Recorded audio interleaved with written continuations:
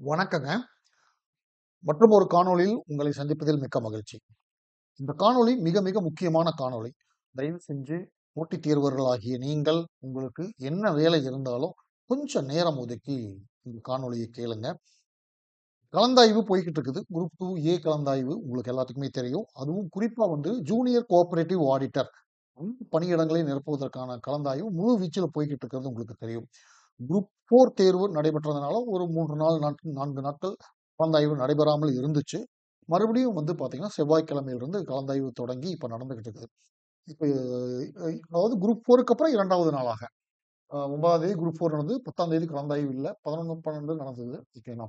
இந்த 2 நாளா டிஎன்பிஎஸ்சி கலந்தாய்வுக்கு செல்பவர்கள், கலந்தாய்வர்கள் கலந்தாய்வர்கள் அ என்னென்ன மாதிரியான தகவல்களை நமக்கு அளிக்கின்றார்கள்? என்னென்ன மாதிரியான சந்தேகங்களை நம்மிடம் கேட்கின்றார்கள்?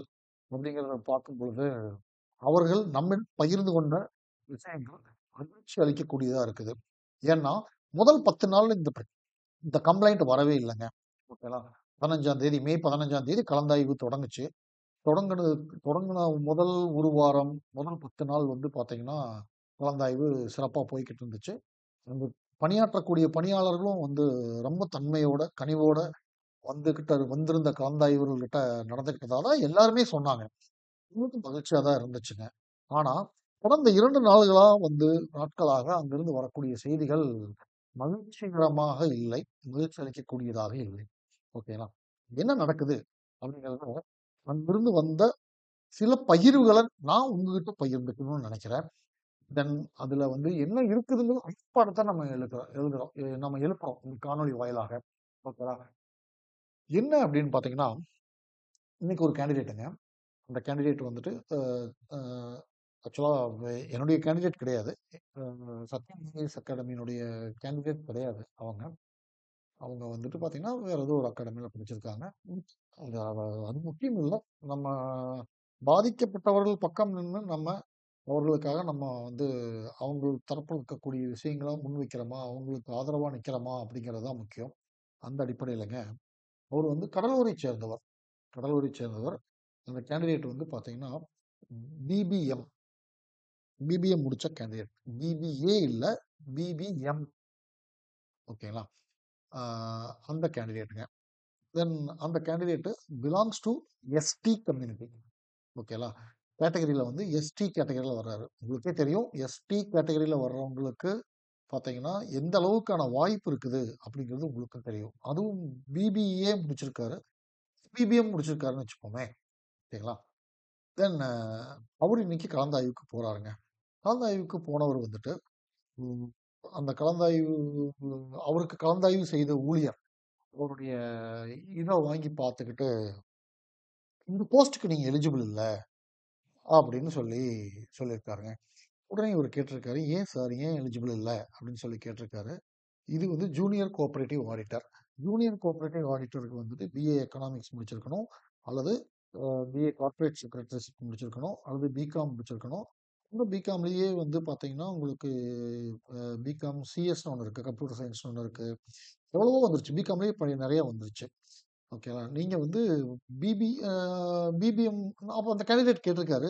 ஓகே, நீங்க தான் சொல்லியிருக்கீங்களே பிபிஎம் கேண்டிடேட்டோ நீங்க இப்பவும் அந்த நோட்டிஃபிகேஷன் எடுத்து பார்த்தீங்கன்னா, பிபிஎம் அப்படிங்கிற அந்த பட்டப்படிப்பும் இந்த பணிக்கு தகுதி அப்படின்னு அதுல கிளியரா மென்ஷன் பண்ணியிருப்பாங்க. உடனே அந்த கேண்டிடேட் கேட்டிருக்காரு, "நீங்க பிபிஎம் இருக்குன்னு தானே போட்டிருக்கீங்க. என்கிட்ட பிபிஎம் இருக்கே" அப்படின்னு அந்த கேண்டிடேட் கேட்டிருக்காருங்க.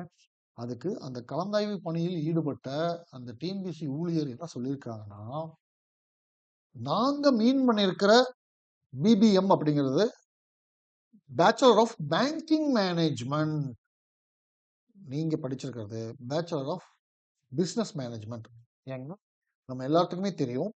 பிபிஎம் அப்படின்னாலே அது பேச்சுலர் ஆஃப் பிசினஸ் மேனேஜ்மெண்ட் தான் அப்படின்னு நான் இதுவரைக்கும் கேள்விப்பட்டதுங்க. ஓகேவா? பிபிஎம்முக்கு இப்படி ஒரு விரிவாக்கம் இருக்குங்கிறது எனக்கு இப்பதான் தெரிய வருது. அவங்க இல்லைங்க, நான் பிபிஎம்னாலே பேச்சுலர் ஆஃப் பிசினஸ் மேனேஜ்மெண்ட் தானே அப்படின்னு அந்த கேண்டிடேட் கேட்டிருக்காரு. பிபிஎம்னாலே பேச்சுலர் ஆஃப் பிசினஸ் மேனேஜ்மெண்ட் தான். பட் நாங்க குறிப்பிட்டிருக்கிற பிபிஎம் பேங்கிங் மேனேஜ்மெண்ட்டை நாங்க குறிப்பிட்டிருக்கிறோம். பட் நீங்க பேச்சுலர் ஆஃப் பிசினஸ் மேனேஜ்மெண்ட் படிச்சதுனால நீங்க இதுக்கு தகுதி இல்லை அப்படின்னு சொல்லி திருப்பி அனுப்பியிருக்காங்க. ஓகேங்களா, சொல்லி அனுப்பியிருக்காங்க. அதற்கு அந்த கேண்டிடேட் கேட்டிருக்காரு, அந்த பேச்சுலர் ஆஃப் பேங்கிங் மேனேஜ்மெண்ட் அப்படி ஒரு கோர்ஸ் எந்த யூனிவர்சிட்டியில மேடம் இருக்கு அப்படின்னு சொல்லி கேட்டிருக்காரு. அது மெட்ராஸ் யூனிவர்சிட்டியில் இருக்கு. அதைத்தான் நாங்கள் எலிஜிபிள் அப்படின்னு நாங்கள் அதில் நோட்டிஃபிகேஷனில் நாங்கள் சொல்லியிருக்கிறோம். அதை மீன் பண்ணி தான் நாங்கள் சொல்லியிருக்கிறோம் அப்படின்னு அவங்க சொல்லியிருக்காங்க. நம்மளுக்கு இந்த இடத்துல ஒரு கேள்வி வருதுங்க. அது அவங்க மீன் பண்ணினது பேச்சுலர் ஆஃப் பேங்கிங் மேனேஜ்மெண்ட்டாவே இருக்கட்டுமே, பேச்சுலர் ஆஃப் பிசினஸ் மேனேஜ்மெண்ட் இல்லைன்னே வச்சுப்போமே. அப்போ லிஸ்ட் ஆஃப் அப்ரிவேஷன்ஸ்ல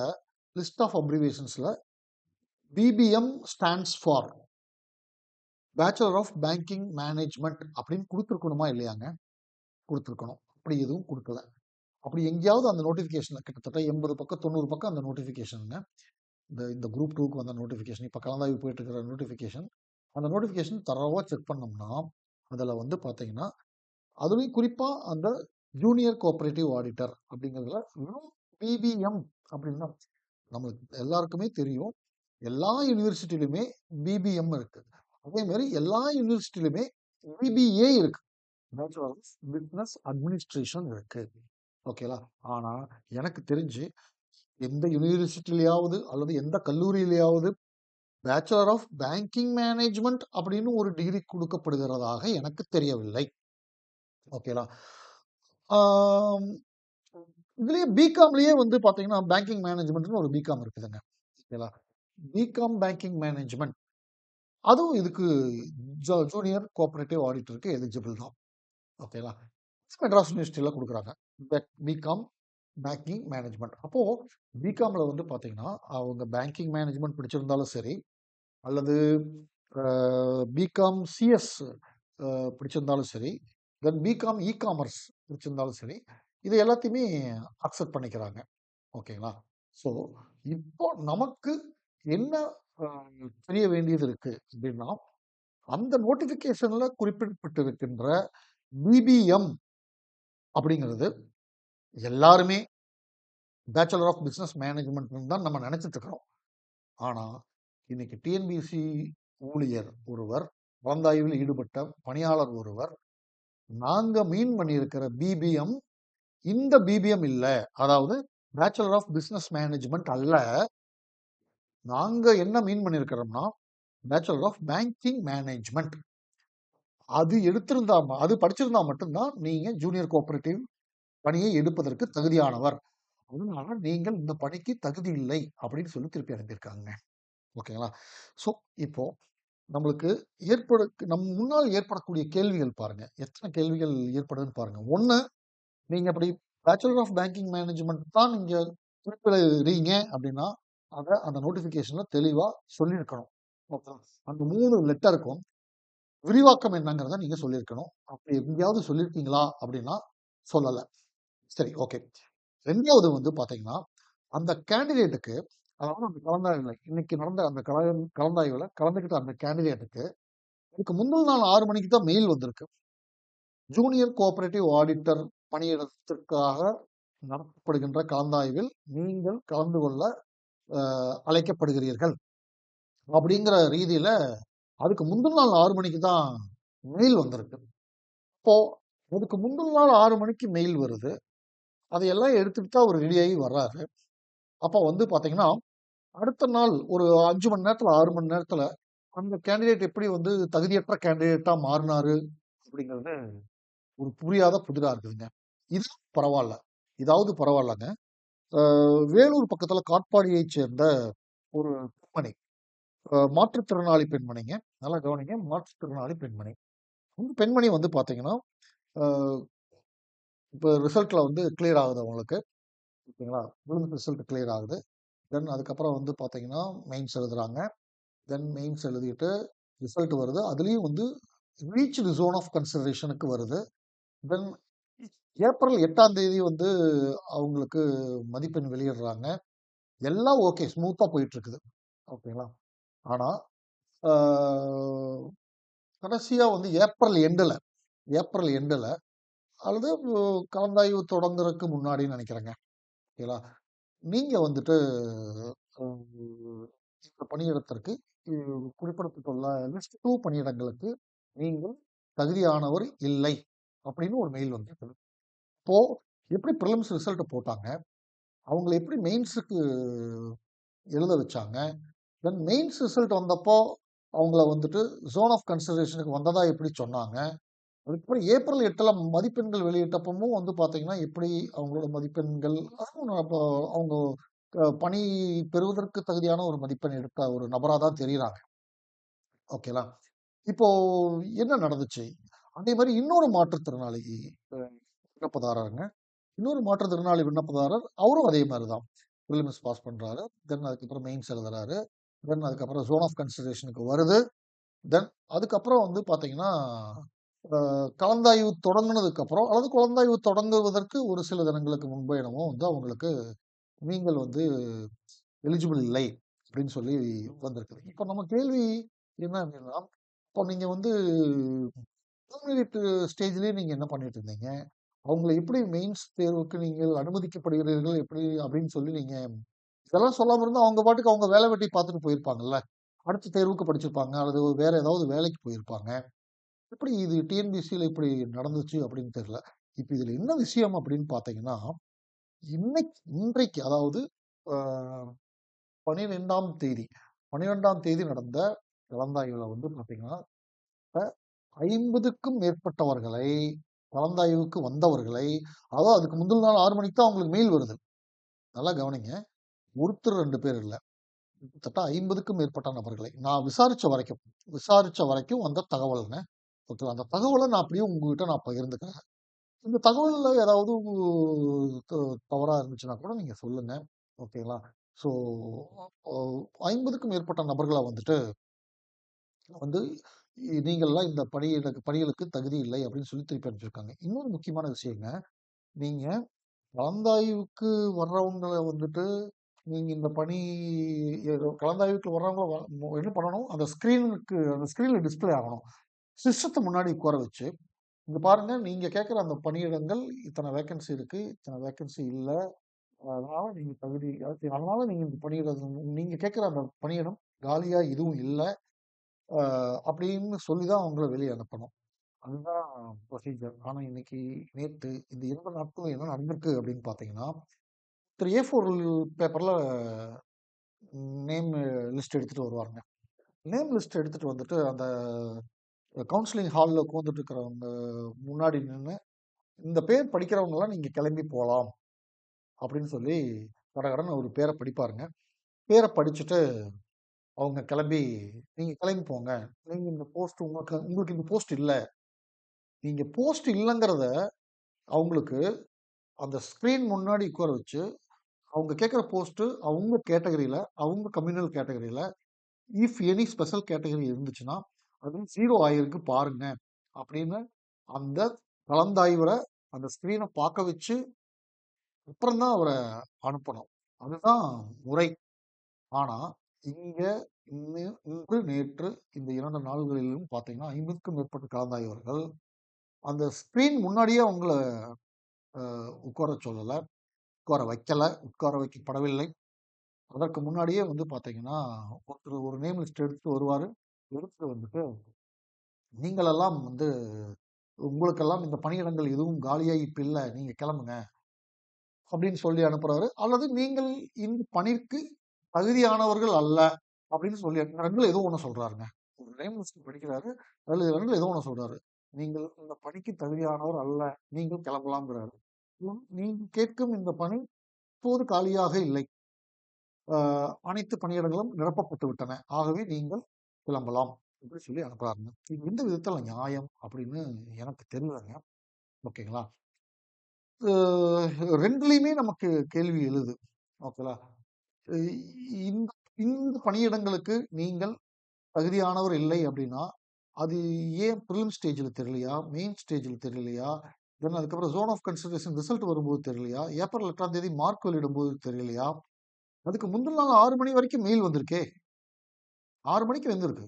இப்ப நான் சொல்ற ஒரு கேண்டிடேட் அந்த கடலூரை சேர்ந்த அந்த கேண்டிடேட் வந்து பார்த்தீங்கன்னா, இன்றைக்கு அவருக்கு கலந்தாய்வு. நேற்று 6 மணிக்கு அவருக்கு மெயில் வந்திருக்கு. நீங்கள் இந்த பணிக்கான கலந்தாய்வுக்கு அழைக்கப்படுகிறீர்கள் அப்படின்னு சொல்லி வந்திருக்கு. அடுத்த ஒரு 8 மணி நேரத்துல வந்துட்டு நீங்கள் இந்த பணிக்கு தகுதியான நபரே அல்ல, சென்று வாருங்கள் அப்படின்னு வந்து டிஎன்பிஎஸ்சி பணியாளர்கள் அனுப்புறாங்க. இப்போ நம்மளுக்கு ஒரு ஐயப்பாடு எழுதுங்க. என்ன ஐயப்பாடு எழுது அப்படின்னா, இந்த ஐயப்பாட்ட நான் இது ஒரு ஐயப்பாடு தான். ஓகேலா? அதத்தான் நான் உங்க முன்னாடி வைக்கிறேன். இது சரியான்னு பாருங்க. இப்போ இன்டர்வியூ வேற தூக்கிட்டாங்க. ஏன்னா இன்டர்வியூல என்னென்னலாம் முறைகேடு நடந்துச்சு அப்படிங்கிறது உலகத்துக்கே தெரியும்.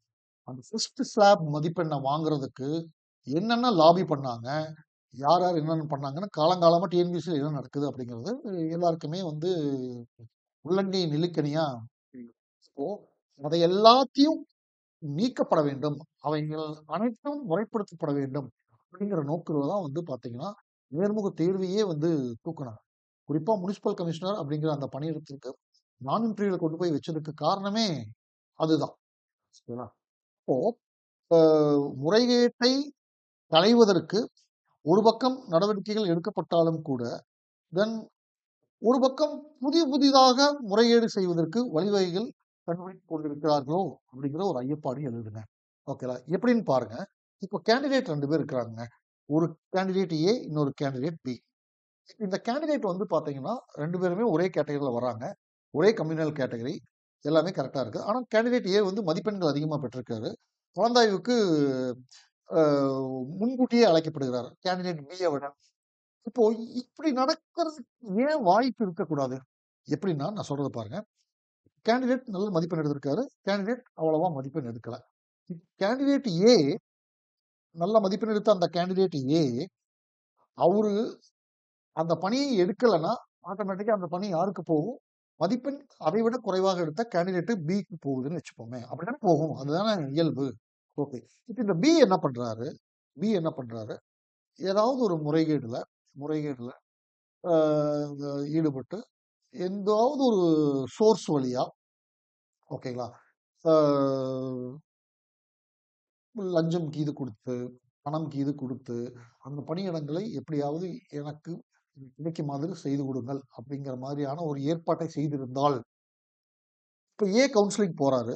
இப்ப ஏ கவுன்சிலிங் போறவர்கிட்ட வந்துட்டு எதையாவது ஒரு காரணத்த சொல்லி, நீங்க வந்து இந்த பணிக்கு தகுதி இல்லை. நீங்கள் சென்று வாருங்கள் அப்படின்னு சொல்லி அனுப்பிட்டா, அந்த ஏனால என்ன பண்ண முடியும்னு நினைக்கிறீங்க?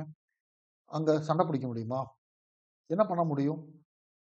அவரு அழுது புலம்பி அழுவாரு, கெஞ்சுவாரு, புலம்புவாரு. அவ்வளவுதானே பண்ண முடியும். ஒரு ஸ்டேஜ்ல அவரு வெளியேற்றப்படுவார் தானே. அப்படி வெளியேற்றப்பட்ட பிறகு, அதே பட்டப்படிப்பை முடித்த பி கேண்டிடேட்டுக்கு அந்த பணியிடங்கள் வழங்கப்படாது என்பதற்கு என்ன நிச்சயம்? இதுக்கு என்ன மெக்கானிசம் இருக்கு? அப்படின்னு தெரியலங்க. இப்ப இது எல்லாமே என்னுடைய ஐயப்பாட்டு இல்லங்க. இப்ப இந்த 2 நாட்களா கடந்த 2 நாட்களாக கலந்தாய்வு சென்று கலந்து வந்தவர்கள் நம்மிடம் வருத்தத்தோடு பகிர்ந்து கொண்ட ஐயப்பாடுகள். இதத்தான் நான் உங்க முன்னாடி வைக்கிறேங்க. ஓகேங்களா? நல்லா கவனிங்க. கேண்டிடேட் ஏவும் பிபிஎம் முடிச்ச கேண்டிடேட் தான். ஓகேங்களா? கேண்டிடேட் பியும் பிபிஎம் முடிச்ச கேண்டிடேட் தான். அல்லது பிகாம் முடிச்ச கேண்டிடேட் 2 பேருமே பிகாம்ங்க. 2 பேருமே பிகாம். ஓகேங்களா? இப்போ 2 பேருமே பிகாம்ங்கிறப்போ, அவ்வளவு சீக்கிரம் இவங்கள யாராவது ஒருத்தர வெளிய அனுப்பிட முடியாது. ஓகேங்களா? ஆனா இந்த இந்த பிபிஎம் பாருங்க. இந்த பிபிஎம்க்கு இப்படி ஒரு வியாக்கியானம் குடுக்கலாம் அல்லவா? ஓகேங்களா? நம்மளுக்கு எல்லாருக்கும் தெரியும். பேச்சுலர் ஆஃப் பிசினஸ் மேனேஜ்மென்ட் தான் பிபிஎம்ன்னு. ஆனா இப்ப புதுசா ஒரு உருட்டு உருட்டியிருக்காங்க. என்ன உருட்டுனா, BBM stands for bachelor of banking management. நீங்க பேச்சுலர் ஆஃப் பேங்கிங் மேனேஜ்மென்ட் படிச்சிருந்தா தான் இதுக்கு நீங்க எலிஜிபிள். அப்போ அந்த கேண்டிடேட் வந்துங்க பிலிம்ஸ்க்கு அப்ளை பண்ணும்போதே வந்து அவர் அத இந்த விண்ணப்பத்துல சொல்லியிருப்பார்ல. அவரு வந்துட்டு பேச்சுலர் ஆஃப் பிசினஸ் மேனேஜ்மென்ட் படிச்சிருக்காரா? அல்லது பேச்சுலர் ஆஃப் பேங்கிங் மேனேஜ்மென்ட் படிச்சிருக்காரான்னு சொல்லியிருப்பார்ல. அப்ப அத பார்த்து தானே நீங்க வந்து அவருக்கு நுழைவுச்சீட்டு அனுப்பியிருப்பீங்க. தென் அதுக்கப்புறம் கூட மறுபடியும் வந்து ஒரு தடவ வந்துட்டு எல்லா சர்டிஃபிகேட்டையும் அப்லோட் பண்ண சொன்னீங்கல்ல. அப்புறம் எப்படி அதுக்கு முந்தின நாள் 6 மணிக்கு மெயில் அனுப்பிச்சீங்க? அடுத்த நாள் வந்துட்டு பார்த்தீங்கன்னா, நீங்கள் இந்த பட்டப்படிப்பை படிக்காத காரணத்தினால், இந்த பணியை நீங்கள் தேர்ந்தெடுக்க தகுதியற்றவர் அப்படின்னு சொல்லி எப்படி திருப்பி அனுப்புறீங்கங்கிறது தான் கேள்வி. ஸோ அன்பார்ந்த போட்டித் தேர்வர்களே, இது இதெல்லாம் செயலாளருக்கு செயலாளர்களுடைய கவனத்துக்கு ஏன்னா அவர் என்ன பண்ண முடியுங்க? அவர் ஒருத்தரே இது எல்லாத்தையும் பார்க்க முடியுமா? ஒருவேளை அவர் கவனத்துக்கே போகாம இதெல்லாம் நடக்குதோ! அப்படிங்கிற மாதிரிலாம் ஒரு பயம் வருதுங்க. ஓகேங்களா? ஏன்னா, இது பாருங்க இந்த மாதிரியான இப்படி ஒரு முறையீடு பண்ணலாம் தானே! ஓகேங்களா? இதுவும் பார்த்தீங்கன்னா, இந்த முறையீட்ட கலந்தாய்வு தொடங்குன ஒரு 4, 5 நாள்லயோ, 1 வாரத்திலயோ, 10 நாள்லயோ இந்த மாதிரியான வேலைய பண்ண முடியாது. ஓகேங்களா? அப்புறமா மாட்டிப்பாங்க. தெரிஞ்சிரும். ஓகேங்களா? இப்போ கலந்தாய்வு கிட்டத்தட்ட முடிகின்ற தருவாயில் முடிகின்ற தருவாயில ஓகேங்களா? இப்போ இந்த மாதிரி நடந்ததுன்னா, அது யாருக்கு தெரிய போகுது? எப்படி வெளிய வரப்போகுது? இப்படி ஒரு இப்போ ஒரு கலந்தாய்வு அப்படிங்கிறது என்ன வெளிப்படைத்தன்மையை உறுதிப்படுத்துறதுக்காக தானேங்க நடக்குது. அப்ப அவர சிஸ்டத்துக்கு முன்னாடி உட்கார வச்சு, "இங்க பாருங்க நீங்க கேட்கக்கூடிய பணியிடம், காலி பணியிடம் இல்ல எல்லாமே பூஜ்ஜியம் ஆயிடுச்சு. எல்லாமே நிரப்பப்பட்டு விட்டது." அப்படின்னு அவர்கிட்ட அந்த ஸ்க்ரீன காமிச்சு அப்புறம் தானே வெளிய அனுப்பணும். அதுதானே முறை. என்ன நடக்குது? ஒருவேளை உள்ள போயிட்டு வந்த கலந்தாய்வர்கள், வெளிய வந்து உண்மைக்கு மாறான தகவல்கள குடுக்குறாங்களா? அப்படிங்கிற அந்த பைய படம் இருக்குது. ஓகேங்களா? அப்போ இது எப்படி அப்படிங்கிறத நம்ம கொஞ்சம் உற்று நோக்க வேண்டிய கட்டாயத்துல எல்லாருமே இருக்கிறோங்க. ஓகேங்களா? மதிப்புக்குரிய தமிழ்நாடு அரசு பணியாளர் செயலாளர் அ கோபால சுந்தரராஜன் அவர்களே, தேர்வு கட்டுப்பாட்டு அவர்களே, மாண்புமிகு உறுப்பினர்கள் அவர்களே, அ உங்கள் கவனத்திற்கு இதெல்லாம் வந்துச்சா இல்லையான்னு எனக்கு தெரியல. இதுல ஒரு முக்கியமான விஷயம் என்னன்னாங்க, இப்படி இன்று இந்த மாதிரி திருப்பி அனுப்பப்பட்ட அந்த கேண்டிடேட் வந்து பார்த்தீங்கன்னா, அவங்க அப்பா வந்து ஒரு ஐஆர்எஸ் ஆஃபீசர். ஓகேங்களா? இன்னைக்கு வந்து கடலூர்ல வந்து பார்த்தீங்கன்னா, அ அசிஸ்டன்ட் கமிஷனரா இருக்காரு. அவரு வந்து அந்த காலத்திலேயே வந்து பார்த்தீங்கன்னா, எஸ்எஸ்சில செலக்ட் ஆகி, அ மத்திய அரசு பணியில இது இது ஸ்டேட் ஸ்டேட் கவர்ன்மெண்ட் சர்வீஸ்ல இருந்திருக்காரு. அதுக்கப்புறம் சென்ட்ரல் கவர்ன்மெண்ட் எஸ்எஸ்சில பணி கிடைச்சு போயி, இப்போ ஐஆர்எஸ்ஸா கடலூர்ல பணி புரிஞ்சுட்டு இருக்காரு. இப்போ நம்ம கேட்கிற கேள்வியெல்லாம் என்னன்னாங்க, இப்போ அந்த அந்த கலந்தாய்வர்களுடைய தன்மை வந்து பார்த்தீங்கன்னா, ஒரு முக்கியமான அரசு அதிகாரியா இருக்காரு. மத்திய அரசு பணியில இருக்காரு. இப்போ அவருனால வந்து நீதிமன்றத்துக்கு சென்று வழக்கு தொடுத்து, ஓகேங்களா? வக்கீல்களை வைத்து அவர்களுக்கான கட்டணத்தை செலுத்தி வழக்காடி வெற்றி பெற முடியும். ஆனா, எத்தன பேர்த்துனால இது முடியுங்க? சொல்லுங்க. எத்தன பேர்த்துனால இப்போ ஒரு ரிட் ஃபைல் பண்ணணும் அப்படின்னாலே குறைந்தபட்சமா வந்து பார்த்தீங்கன்னா, உங்களுக்கு ஹைகோர்ட்ல வந்துட்டு ஒரு அட்வொகேட் வச்சு ரிட் ஃபைல் பண்ணணும்னா, குறைஞ்சபட்சம் எவ்வளவு ஆகுங்க? ஒரு 20,000 30,000 ஆகாதா? குறைஞ்சபட்சம். ஓகேங்களா? ஆனா, எத்தனையோ பேரு இன்னைக்கு அதுக்கு கூட எந்த வழியுமே இல்லாம ஏதாவது ஒரு அரசு பணி நமக்கு கிடைத்து விடாதா? அப்படிங்கிற ஒரு ஏக்கத்துல தானே இருக்காங்க. இப்போ வந்து பார்த்தீங்கன்னா, நீங்க பிரிலிமினரி ஸ்டேஜ்லயே நீங்க அவங்க தகுதி இல்லாதவர்கள் எனில், அவங்க படிப்பு தகுதி இல்லை எனில், பிரிலிமினரி ஸ்டேஜ்லயே நீங்க அவங்கள ஏன் ஃபில்டர் பண்ணல? எப்படி நீங்க அவங்கள மெயின்ஸ் அலோவ் பண்ணீங்க? தென் எப்படி அவங்கள வந்துட்டு ஜோன் ஆஃப் கன்சிடரேஷனுக்கு நீங்க வந்திருக்கிறீங்க அப்படின்னு நீங்க சொன்னீங்க? எப்படி இதெல்லாம் நடந்து கடைசியா வந்துட்டு பார்த்தீங்கன்னா, அதுவும் கலந்தாய்வுக்கு வர வச்சு, அதுக்கு முந்தின நாள் 6 மணிக்கு கூட மெயில் அனுப்பிச்சு, என்ன நடக்குது? இது உண்மையிலுமே வந்து வருத்தத்துக்குரிய ஒரு விஷயங்க. அ இப்ப அந்த இப்ப அந்த திருப்பி அனுப்பப்பட்ட அந்த கலந்தாய்வர் கண்டிப்பா அடுத்த முறை வந்து பார்த்தீங்கன்னா, ஒரு ஒன்லயே டாப்பரா வருவாருன்னு வைங்க. ஒரு யுபிஎஸ்சில சர்வீஸ் வாங்குவாருன்னு வைங்க. எல்லாருக்கும் இது சாத்தியமா? அப்படிங்கிற அந்த கேள்வி எழுதா இல்லையாங்க? ஸோ உண்மையிலுமே முதல் 1 வாரம், 10 நாள் கலந்தாய்வுக்கு போயிட்டு வந்த யாருமே இப்படியெல்லாம் ஒரு இப்படியெல்லாம் ஒரு புகாரை எழுப்பவே இல்லங்க. எல்லாருமே வந்து என்ன சொன்னாங்கன்னா, டிஎன்பிஎஸ்சி பணியாளர்கள் எல்லாருமே எங்களுக்கு நல்ல ஃப்ரெண்ட்லியா எங்களுக்கு நல்லா ஹெல்ப் பண்ணாங்க. இப்படின்னு தான் சொன்னாங்க. கேட்கவே ரொம்ப மகிழ்ச்சியா இருந்துச்சு. ஓகே. சந்தோஷமா இருந்துச்சுங்க. ஆனா இப்படி கடைசியா டெயில் எண்டுல ஓகேங்களா, கலந்தாய்வு நிறைவு பெற போற நேரத்துல, ஏதாவது ஒரு புது வகையான முறைகேட்டை கண்டுபிடித்துள்ளார்களோ! அப்படிங்கிற ஒரு ஐயப்பாடு எழுதுங்க. எ ரொம்ப ஸ்ட்ராங்காவே எழுது. எனக்கு என்னுள் எழுந்த இந்த ஐயப்பாட்டை அ உங்கள் எல்லாருக்கு முன்னாடி நான் வச்சிருக்கிறேன். ஏன்னா, இனி வரப்போற குரூப் 2, குரூப் ஏ, குரூப் 1 இது எல்லாமே வந்து இன்டர்வியூ இப்போ அதுலயும் குரூப் 2, குரூப் 2 ஏல இன்டர்வியூ இல்லைன்னு சொல்லியிருக்காங்க. அப்போ மெரிட் நம்ம திறமையா படிச்சோம்னா வேலை வாங்கிரலாம். அப்படிங்கிற ஒரு நம்பிக்கையோட, ஓராயிரம் கனவுகளோட எத்தனையோ இளைஞர்கள் ராப்பகலா படிக்கிறாங்க, வேலைக்கு போயிட்டு படிக்கிறாங்க, வேலையை விட்டுட்டு படிக்கிறாங்க. சொந்த பந்தம், சமுதாயம், சுற்றம், எத்தனையோ நிராகரிப்புகள், உதாசீனம், அவமானம் எல்லாத்தையும் தாங்கி படிச்சுக்கிட்டு இருக்காங்க.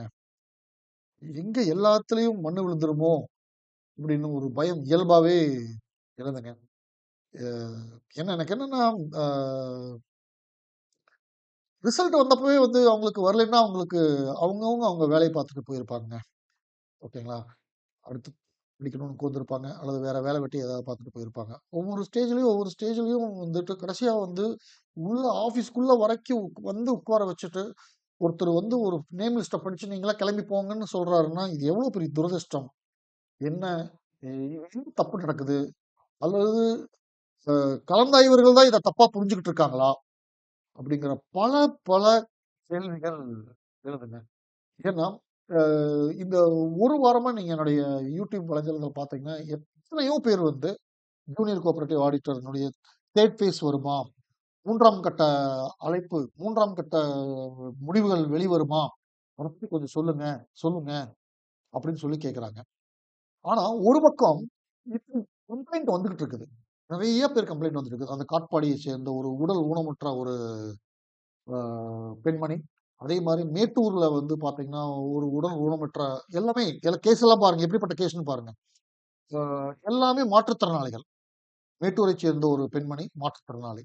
அதே மாதிரி தேனி மாவட்டத்திலிருந்து ஒரு பெண்மணி எனக்கு கூப்பிட்டு இந்த விஷயத்த எனக்கும் இந்த மாதிரி இருக்குங்க, எல்லாமே ஓகே ஓகே ஓகேன்னு வந்து இப்ப எனக்கு வந்து இல்லைங்கிறாங்க அப்படின்னு சொல்லி யாரா எல்லாத்தையுமே பார்த்தோம்னா மாற்றுத்திறனாளி பெண்மணிகளாவே இருக்காங்க, மாற்றுத்திறனாளி ஆண்களா இருக்காங்க. இப்ப வந்து பாத்தீங்கன்னா ஒரு ஷெட்யூல்டு ட்ரைப் கேண்டிடேட் வந்து பாத்தீங்கன்னா அவரு வந்து பிபிஎம் முடிச்ச ஒரு கேண்டிடேட். நீங்க படிச்ச பிபிஎம் வந்து பேச்சுலர் ஆஃப் பிசினஸ் மேனேஜ்மெண்ட், ஆனா நாங்க கேட்கிற BPM bachelor of banking management, நீங்கள் சென்று வரலாம்னு சொல்லியிருக்காங்க. இதெல்லாம் எங்க என்னன்னு தெரியல. சரி மெட்ராஸ் யூனிவர்சிட்டியில வந்து பேச்சுலர் ஆஃப் பேங்கிங் மேனேஜ்மெண்ட்னு ஒரு டிகிரி இருக்கா அப்படின்னு வந்து சர்ச் பண்ணி பார்த்தோம்னா அப்படி ஒரு டிகிரியே இல்லையா, கடல்லையே இல்லையா. என்ன கொடுமைங்க அது. எப்படி இப்படி ஒரு பதில் சொல்றாங்க. இப்போ இந்த கேண்டிடேட்டுக்கு இப்படி சொல்லி அனுப்பிச்சிருந்தா கூட அதுல ஒரு நியாயம் இருக்குதுங்க. அதையுமே நான் நியாயம்னு சொல்ல மாட்டேன். என்னன்னா நாங்க கேட்டிருக்கிறது பிபிஎம், நீங்க படிச்சிருக்கிறது BBA, bachelor of business administration. ஓகேலா? ஸோ இதுக்கு வந்து ஈக்குவலன்ஸ் ஜிஓ. ஏன்னா உங்களுக்கு பாரதியார் யூனிவர்சிட்டி வழங்கக்கூடிய பிபிஏ, அதுக்கப்புறம்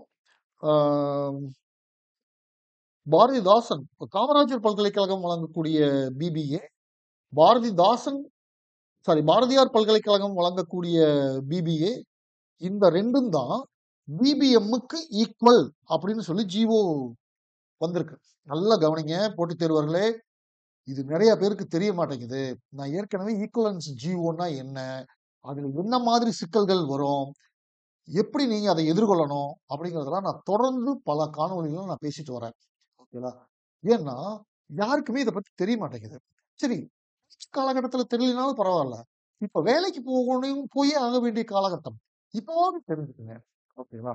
அதாவது பல்கலைக்கழகங்கள், பல்வேறு கல்லூரிகள் மாணவர் சேர்க்கையை அதிகரிக்க வேண்டும் என்ற நோக்கில் புதிய புதிய பெயர்கள், புதிய புதிய பட்டப்படிப்புகளை அறிமுகம் செய்து கொண்டே வருகிறார்கள். ஓகேலா? நம்மளுக்கெல்லாம் தெரியும், ஒரு 20 வருஷத்துக்கு முன்னாடி பிகாம் சிஏனால ஒண்ணு இல்லவே இல்லை. பிகாம் பேங்கிங் மேனேஜ்மெண்ட் இல்லவே இல்லை. ஓகேலா? பிகாம்ல வந்து பாத்தீங்கன்னா இ காமர்ஸ் இல்லவே இல்லை. ஓகேலா? பிகாம்னா அது ட்ரெடிஷனல் பிகாம் தான். ஆனா இன்றைக்கு பிகாம் எடுத்துட்டீங்கன்னா அதுலயே கிட்டத்தட்ட ஒரு 7-8 வகையான டிகிரிகள் இருக்கு. ஓகேலா? இப்போ இப்படி புதுசு புதுசா டிகிரிகளா துவங்கிடுறாங்க. டிஎன்பிசி பப்ளிக் சர்வீசஸ்ன்னு வரும் பொழுது, ஓகேலா, தேர்வாணையங்கள் அவங்க அந்த காலகட்டத்தில் இருந்த பிகாம் படித்திருந்தால் அப்ளை பண்ணுங்கம்பாங்க. இப்போ பிகாம் சிஏ படிச்ச ஒரு கேண்டிடேட் நான் தானே பிகாம் அப்படின்னு சொல்லி அவரு அப்ளை பண்றாரு. ஓகேலா? பிஏ படிச்ச கேண்டிடேட்ல அப்ளை பண்ணுங்க அப்படின்னா ஒரு பிஏ எக்கனாமிக்ஸ் படிச்சவனும் அப்ளை பண்ணுவான், பிஏ கார்பரேட் செக்ரட்டரிஷிப் படிச்சவனும் அப்ளை பண்ணுவாங்க. இப்போ இதுக்கு ஒரு தீர்வா தான் வந்து ஈக்குவலன்ஸ் கமிட்டி அப்படின்னு சொல்லி அரசு வந்து பாத்தீங்கன்னா 3 ஆண்டுகளுக்கு ஒரு முறையோ அல்லது 4 ஆண்டுகளுக்கு ஒரு முறையோ ஒரு ஈக்குவலன்ஸ் கமிட்டி ஒண்ணு போடுவாங்க. போட்டு இந்த பட்டப்படிப்புக்கு ஏற்கனவே வழங்கப்பட்டு வருகின்றதற்கு இணையான படிப்பு தான் அப்படின்னு சொல்லி ஒரு அரசாணை வெளியிடுவாங்க. ஓகே. இப்ப இங்க மேட்டருக்கு வருவோம். இப்போ இந்த திருப்பி அனுப்பப்பட்ட அந்த எஸ்டி கேண்டிடேட்டுக்கு வர்றாரு. அவரு வந்து பிபிஏ படிச்சிருக்கிறாருன்னு வச்சுப்போமே. பிபிஏ படிச்சிருக்கிறதாவே வச்சுப்போமே. அப்போ அந்த கேண்டிடேட் கிட்ட நாங்க கேட்டிருக்கிறது பிபிஎம். ஆனா நீங்க படிச்சிருக்கிறது பிபிஏ. அதுவும் நீங்க படிச்சிருக்கிறது Bharathidasan university. Bharathidasan university BBA Bharathidasan யூனிவர்சிட்டியால் வழங்கப்படும் பிபிஏ பிபிஎம் படிப்புக்கு இணையானது அப்படின்னு இதுவரை எந்த அரசாணையும் வெளியிடப்படவில்லை. ஈக்குவலன்ஸ் ஜிஓ வெளியிடப்படவில்லை. ஆகவே நீங்கள் இந்த பணியை தேர்ந்தெடுக்க தகுதியற்றவர் அப்படின்னு சொல்லி திருப்பி அனுப்பியிருந்தா கூட ஒரு நியாயம் இருக்குதுங்க. ஓகேலா? நீங்க படிச்சது பிபிஏ, ஆனா நாங்க கேட்டிருக்கிறது பிபிஎம். பிபிஏங்கிற பட்டப்படிப்பு பிபிஎம் அப்படிங்கிற பட்டப்படிப்புக்கு இணையான பட்டப்படிப்பு தான் அப்படின்னு சொல்லி ஒரு சான்றிதழை நீங்க அரசிடமிருந்து வாங்கி வாருங்கள். அதுவரை உங்களுடைய முயற்சியை நாங்க வித்ஹெல்டு பண்றோம் அப்படின்னு சொன்னா கூட ஒரு நியாயம் இருக்குதுங்க. ஓகேங்களா? நான் என்ன சொல்றேன்னா, பாரதியார் யூனிவர்சிட்டி வழங்கக்கூடிய பிபிஏ பிபிஎம்முக்கு ஈக்குவல்னு அரசு சொல்லியிருக்கு. காமராஜர் பல்கலைக்கழகம் வழங்கக்கூடிய பிபிஏ பிபிஎம்முக்கு இணையான பட்டப்படிப்புன்னு அரசு சொல்லியிருக்கு. இப்போ பாரதிதாசன் பல்கலைக்கழகம் வழங்கக்கூடிய பிபிஏவும் ஆப்வியஸ்லி பிபிஎம்முக்கு இணையானது தானே. பாரதிதாசன் பல்கலைக்கழகமும் அரசனுடைய கட்டுப்பாட்டில் தானே வருது. அரசனுடைய ஒரு அங்கம் தானே. இப்போ பல்கலைக்கழகங்கள் பாட்டுக்கு புதுசா பட்டப்படிப்புகளை அறிமுகப்படுத்துவாங்க. அதுல சேர்ற மாணவர்களுக்கு என்னங்க தெரியும்? பிளஸ் டூ முடிச்சுட்டு நம்ம ஏதாவது ஒரு டிகிரி படிக்கணும்னு ஒரு மனநிலையில் வர்ற மாணவனுக்கு இந்த டிகிரி வந்து அந்த டிகிரிக்கு ஈக்குவலண்டா, நாளைக்கு இன் ஃபியூச்சர்ல நம்ம டிஎன்பிசி எழுதணும்னா இந்த பட்டப்படிப்பை வந்து ஏத்துப்பாங்களா அல்லது நிராகரிப்பாங்களா, அதெல்லாம் உங்களுக்கு தெரியுமா? இப்போ யூனிவர்சிட்டி அப்படிங்கிற இந்த ஒரு நம்பகத்தன்மையின் அடிப்படையில் தானே வந்து யூனிவர்சிட்டியில போய் அந்த பட்டப்படிப்புல சேர்றான். இப்போ அந்த யூனிவர்சிட்டி வந்து வெளியே வர்றவனை வந்து இந்த பட்டப்படிப்பு செல்லாது, இந்த பணியை நீ தேர்ந்தெடுக்க இந்த பட்டப்படிப்பு வந்து அதற்கு நிகரான பட்டப்படிப்பு என்று ஒரு அரசாணை இருந்தால்தான் நீ சேர முடியும்னு அந்த தேர்வர கலந்தாய்வரை திருப்பி அனுப்புறது எந்த விதத்துலங்க நியாயம்? சொல்லுங்க. அரசு இதை முறையாக கவனமாக பரிசீலிக்க வேண்டும். இப்ப நான் இந்த கேண்டிடேட் திருப்பி அனுப்பப்பட்ட கேண்டிடேட்டை இப்படி அனுப்பிச்சிருந்தா கூட ஒரு நியாயம் இருக்குங்கிற, அதுவே தப்பு. ஈக்குவலன்ஸா இல்லையாங்கிறதெல்லாம் வந்து யூனிவர்சிட்டி முடிவு பண்ண வேண்டியது, அரசு முடிவு பண்ண வேண்டியது. அதுல படிச்ச அப்பாவி மாணவர்கள் என்ன பண்ணுவாங்க? ஓகேலா? இப்ப நீ படிச்சது பிபிஏ, நாங்க கேட்டிருக்கிறது பிபிஎம். அதனால நீங்க போயிட்டு வாங்கன்னு சொல்லி அனுப்பிச்சிருந்தா கூட பரவாயில்லங்க. நீங்க படிச்ச BBM bachelor of business management, நாங்க கேட்டிருக்கிற BBM bachelor of banking management அப்படின்னு சொல்லி திருப்பி அனுப்புறாங்கன்னா இது எவ்வளவு பெரிய கொடூரம், அநீதி அப்படிங்கிறத நான் உங்களுடைய சிந்தனைக்கே விட்டுறேங்க. நன்றி நண்பர்களே. தொலைக்காட்சி எங்களுடைய சேனலை பாருங்க, எங்களுடைய நிகழ்ச்சிகளை கேளுங்க, சப்ஸ்கிரைப் பண்ணுங்க, உங்களுடைய ஆதரவை கொடுங்க. நம்ம வந்து பார்த்தீங்கன்னா பாதிக்கப்பட்டவங்களுக்கு குரல் அற்றவர்களின் குரலாக அவர்கள் பக்கம் நிற்பதுதான் அறம் என்ற அடிப்படையில் நம்ம அவங்களுக்காக நம்ம இந்த கருத்தை முன்வைக்கிறோம். இப்பவும் நாங்கள் டிஎன்பிசி மேல வந்து இப்படி இருக்கணுங்கிற ஐயப்பாட்டை நான் எல்லா இடத்துலயும் அனுப்புறேன். ஓகேங்களா? கேள்விக்குறிதான், எல்லாத்துக்குமே கேள்விக்குறிதான். கலந்தாய்வில் புதிய வழியில் முறைகேடா? கேள்விக்குறி. கலந்தாய்வில் காணாமல் போன வெளிப்படைத்தன்மை? கேள்விக்குறி. நீங்கள் இதற்கு தகுதி இல்லை என கலந்தாய்வு திருப்பி அனுப்பும் டிஎன்பிசி பணியாளர்கள். இந்த 2 நாட்களாக நடக்கக்கூடிய இந்த சம்பவங்கள் எல்லாம் வந்துட்டு செயலாளர் கவனத்திற்கு சென்றதா? இப்படி நம்ம பல பல பல கேள்விகளை தான் நம்ம எழுப்புறோம். இதை பார்க்கக்கூடிய மற்ற பயிற்சி மைய இயக்குநர்களும் அவங்க உங்க கடமையில படிச்சிருக்காங்க, படிக்கல, அதெல்லாம் வேற. ஓகேலா? அவங்க பக்கம் நியாயம் இருக்கா இல்லையா, அவங்களுக்கு இழைக்கப்பட்டுள்ளது அநீதியா இல்லையா அப்படின்னு பாருங்க. பார்த்து அவங்களுக்காகவும் நீங்க பேசணும் அப்படிங்கிறது தான் என்னுடைய வேண்டுகோள். நன்றி, வணக்கம்.